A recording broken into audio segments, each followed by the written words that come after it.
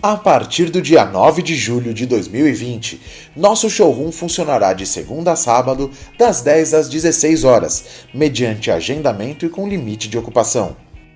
Seguindo as normas e recomendações da Prefeitura, Governo do Estado de São Paulo e Ministério da Saúde, preparamos o nosso showroom para a reabertura consciente. A Center Garbim adotou uma série de medidas e protocolos de saúde para garantir a segurança e tranquilidade da nossa equipe e dos nossos clientes.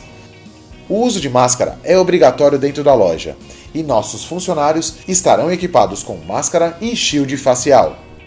Nossa equipe irá revezar o atendimento em loja, por isso, fale com seu consultor, assim ele poderá dizer os dias em que ele mesmo estará na loja para lhe atender.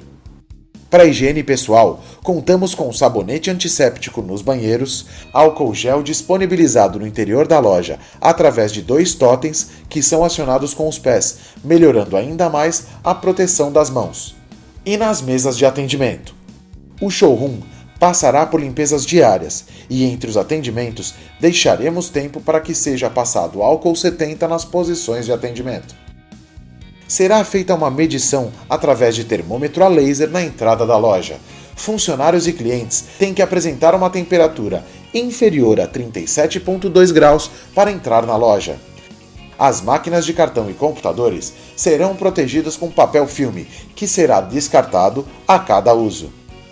Para agendar é muito simples, basta entrar em contato com nossa equipe através do chat, telefone ou WhatsApp e solicitar um horário.